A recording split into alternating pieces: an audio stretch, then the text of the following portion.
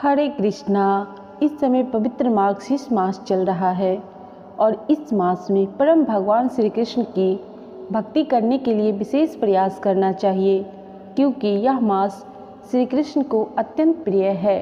इस मास में भगवत गीता का प्रतिदिन पठन, अध्ययन और श्रवण करना चाहिए। चलिए आज की कथा को आरंभ करते हैं।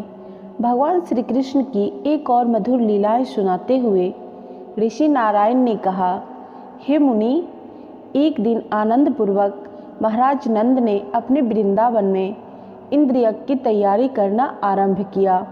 उन्होंने चारों ओर ढिंढोरा पिटवाया और सबको यह संदेश दिया कि जो इस नगर में गोप गोपी, बालक बालिका, ब्राह्मण, वैश्य और शूद्र निवास करते हैं, वे सभी लोग भक्ति भाव पूर्वक दही, दूध, घी, माखन, गुड़, मधु आदि सामग्री लेकर इंद्रदेव की पूजा करने के लिए इकट्ठा हो जाए।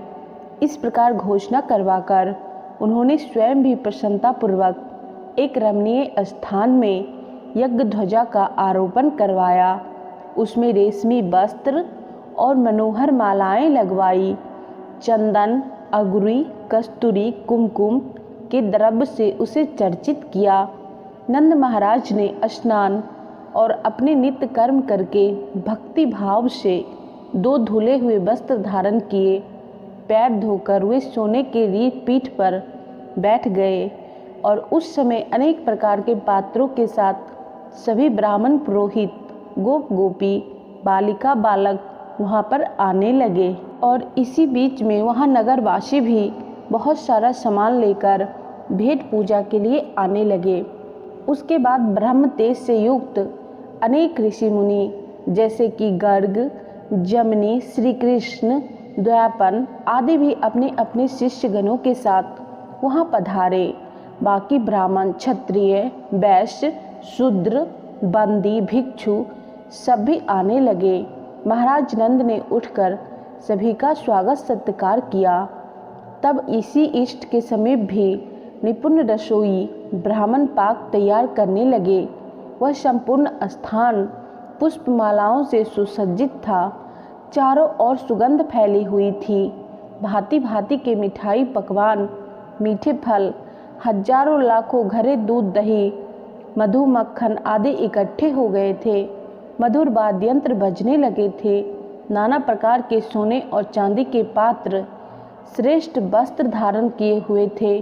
सब तैयारियों के बीच बलराम जी और अपने अन्य सखा और अंध भगवान श्री कृष्ण वहाँ पर पहुँचे। उन्होंने देखा सभी लोग हर्ष से प्रसन्न हो गए हैं। उस समय भगवान खेल कूद करके वापस आ रहे थे। उनका शांत और सुंदर विग्रह बहुत ही मनोहर था। उन सबके बीच में आकर जगदीश्वर श्री कृष्ण रत्नम सिंहासन पर बैठ गए और अपने पितानंद महाराज से कहने लगे, उत्तम व्रत का पालन करने वाले गप सम्राट हैं। पिताश्री, आप यहाँ क्या कर रहे हैं? आपकी आराध्य देव कौन है और इस पूजा का क्या स्वरूप है? इस प्रकार पूजन करने पर कौन सा फल प्राप्त करेंगे? इस फल से कौन सा साधन सुलभ हो जाता है? अगर पूजा में विघ्न पड़ जाए और देवता रुष्ट हो जाए तो क्या होता है? पिताश्री, विप्र रूपधारी श्रीहरि नैवेद्य को साक्षात ग्रहण करते हैं, इसलिए ब्राह्मण के संतुष्ट हो जाने पर सभी देवता भी संतुष्ट हो जाते हैं। जो ब्राह्मण के पूजन में लगा हुआ है उसके लिए देव पूजा की क्या आवश्यकता? जिसने ब्राह्मणों की पूजा की है उसने सभी देवताओं की पूजा संपन्न कर ली।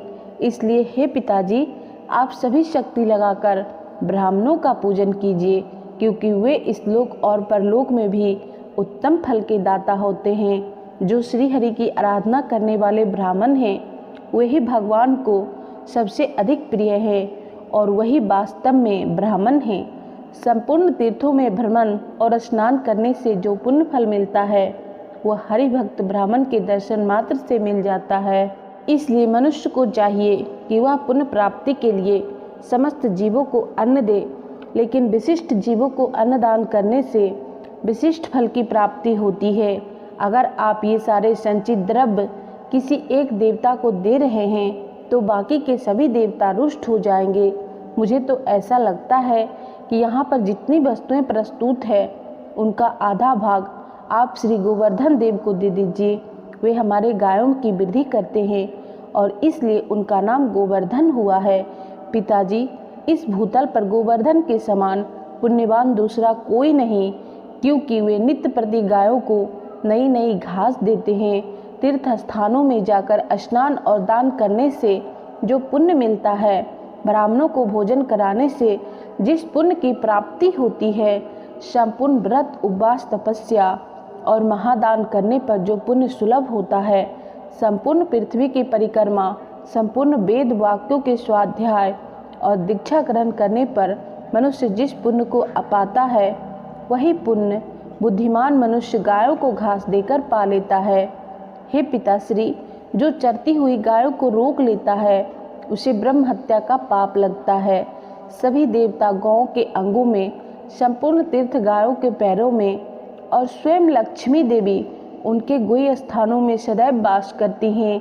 जो मनुष्य गाय के पदचिन्ह से युक्त मिट्टी द्वारा तिलक करता है उसे तत्काल तीर्थ स्नान का फल मिलता है और पग पग पर उसकी विजय होती है। गाय जहाँ भी रहती है उस स्थान को तीर्थ कहा गया है। उस स्थान पर प्राणों का त्याग करके मनुष्य तत्काल मुक्ति पा लेता है। इतना कहकर भगवान श्री कृष्ण चुप हो गए और तब नंद महाराज ने मुस्कुराते हुए कहा, हे वत्स, महात्मा महेंद्र की पूजा है जो पूर्व परंपरा से चली आ रही है। इसमें हमें हर प्रकार के मनोहर साधनों की प्राप्ति होती है। शस्य ही प्राणियों के प्राण हैं, इसलिए ब्रजवासी लोग पूर्व पीढ़ियों के क्रम से महेंद्र की पूजा करते आ रहे हैं। यह महान उत्सव वर्ष के अंत में मनाया जाता है। विघ्न और बाधाओं की निवृत्ति और कल्याण की प्राप्ति इसका उद्देश्य है।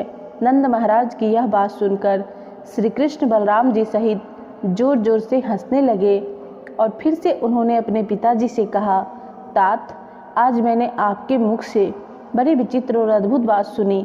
मैंने ऐसा कहीं नहीं सुना और इसका कहीं भी निरूपण नहीं किया गया है कि इंद्र के द्वारा वृष्टि होती है। आज आपके मुख से अपूर्व इस नीति वचन को सुनने को मिल रहा है। सूर्य से जल उत्पन्न होता है और जल से शस्य एवं वृक्ष उत्पन्न होते हैं। उनसे अन्न और फल पैदा होता है और उन्हीं अन्न और फलों से जीवधारी मनुष्य जीवन निर्वाह करते हैं। सूर्य अपनी किरणों द्वारा जो धरती पर जल सोख लेते हैं, वर्षा काल में उसी जल का उनसे प्रादुर्भाव होता है। सूर्य और मेघ आदि सबका विधाता द्वारा निरूपण होता है।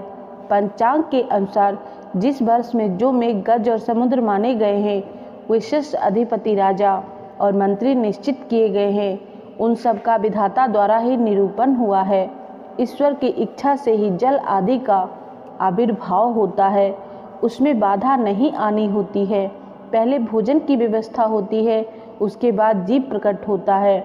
ईश्वर ने सबके लिए उचित व्यवस्था अवश्य करके रखी हुई है, जिनके आदेश से जगत के प्राण स्वरूप समीर सदैव तीनों लोकों में विहार करते हैं।